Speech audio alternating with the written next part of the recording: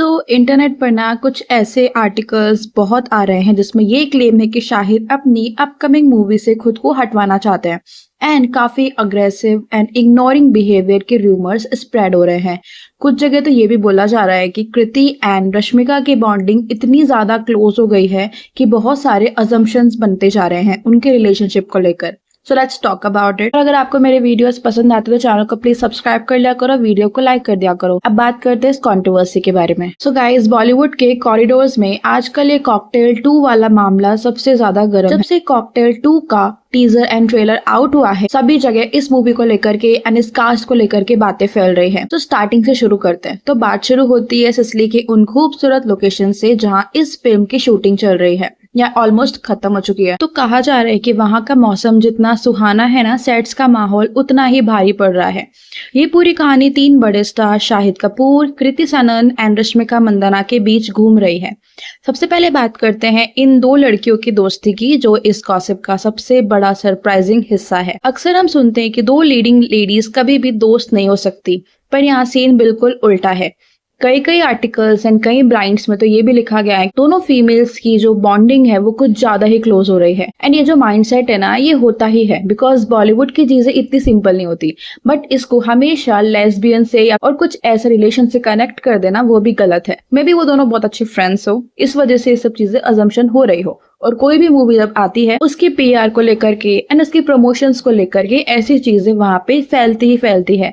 And may be cocktail 2 को बोला जा रहा है कि 2 लेस्बियंस और एक गाय को लेकर के एक कहानी बिल्ड करी गई है। सो मे बी ये एक प्लॉट ट्विस्ट हो सकता है। कृति और रश्मिका के बीच की बॉन्डिंग इतनी गहरी हो गई है कि वो सेट्स पर सिस्टर्स बिफोर मिस्टर्स वाला वाइब दे रही हैं। र्यूमर्स तो यहाँ तक है कि दोनों शूटिंग के बाद घंटों तक साथ वक्त बिताते हैं और उन्होंने डिसाइड कर लिया है कि वो आगे भी साथ काम करेंगी। उन्होंने फरहान अख्तर तक ये मैसेज भी पहुंचा दिया है कि अगर जी ले जरा, जो कि एक all girls road trip movie है, उसकी कास्टिंग अगर फिर से ओपन होती है तो उन्हें एक साथ कास्ट किया जाए। ये बॉन्डिंग देखकर मेकर्स तो खुश हैं, पर शायद तीसरा बंदा थोड़ा अकेला पड़ गया है। यहाँ पे बात हो रही है शाहिद कपूर की। सो अब यहाँ एंट्री होती है शाहिद कपूर की, जिन्हें लेकर काफी नेगेटिव बातें फैल रही हैं। कहा जा रहा है कि शाहिद को लग रहा है कि स्क्रिप्ट में बदलाव करके कृति और रश्मिका के कैरेक्टर्स को ज्यादा हीरो वाला ट्रीटमेंट दिया गया है।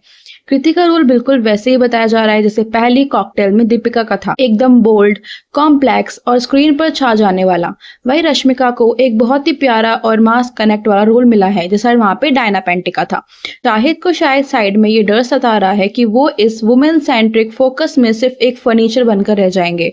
इसी इनसिक्योरिटी की वजह से खबर है कि उन्होंने सेट्स पर कई बार नखरे दिखाए हैं और शूटिंग बीच में रुकवाई है। इस गुस्से के पीछे एक और बड़ा कारण उनकी पिछली फेल्ड प्रोजेक्ट बताई जा रही है, और उनका पिछला फेल्ड प्रोजेक्ट था ओ रोमियो। जब तक एक एक्टर की पिछली फिल्म नहीं चलती तो वो अगले प्रोजेक्ट को लेकर के बहुत ज्यादा सेंसिटिव हो जाता है। शाहिद को लग रहा है कि उनका करियर इस वक्त एक ऐसे स्टेज पर है जहां पे उनको सोलो हिट्स चाहिए, ना कि ऐसी फिल्म जहां पे हीरोइंस बाजी मार ले जाए। उनकी ये बिटर फीलिंग्स अब उनके बिहेवियर में दिखने लगी है। और अगर ये शाहिद कपूर की इनसिक्योरिटी देखी जाए तो 2018 में जब पद्मावती मूवी आई थी, उसमें भी मेन लीड्स में शाहिद कपूर, दीपिका पादुकोण और रणवीर सिंह थे एंड तीनों ही एक्टर्स का लीड रोल था। लेकिन सबसे ज्यादा लाइमलाइट मिली तो दीपिका पादुकोण और रणवीर सिंह के कैरेक्टर्स को। एंड इसके बारे में शाहिद कपूर ने कई इंटरव्यूज में भी बात करी थी कि उनके रोल को थोड़ा दबाया गया, जिस वजह से रणवीर सिंह एंड दीपिका पादुकोण के रोल को ज्यादा अट्रैक्शन मिले। कैम लेसर मुझे ऐसा महसूस कराया गया as an artist, as a star, as an individual.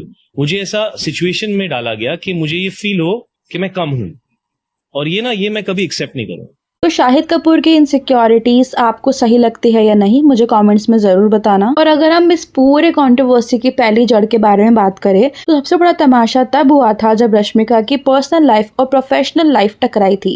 Rumours के अकॉर्डिंग रश्मिका ने अपनी लाइफ का एक बड़े इवेंट या वेडिंग फंक्शन में कृति को तो बड़े प्यार से बुलाया था, पर शाहिद को इग्नोर कर दिया था। कहा जा रहा है कि शाहिद ने भी बदले में सिर्फ तभी फॉर्मेलिटी दिखाई जब विजय देवरकोंडा का जिक्र आया।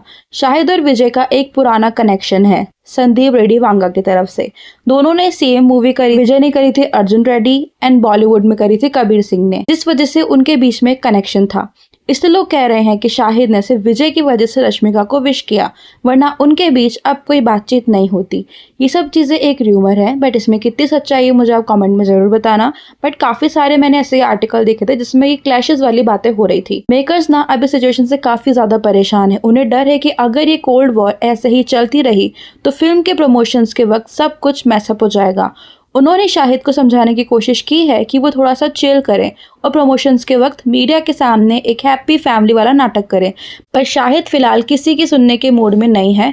कहा तो ये भी जा रहा है कि अब वो पछता रहे हैं कि उन्होंने ये फिल्म साइन ही क्यों की थी। अगर हम सच्चाई की बात करें तो ये सब बातें 100% सच भी हो सकती है और 100% PR स्टंट भी हो सकता है।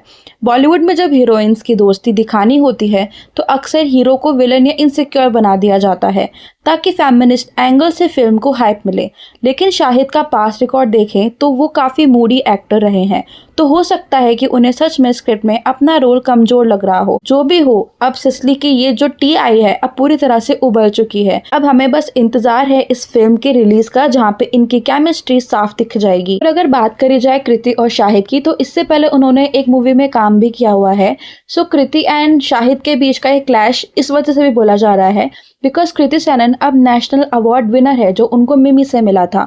तो जाहिर है कि वो अब ऐसे रोल्स ही लेंगे जिसमें उनका पलड़ा ज्यादा भारी हो।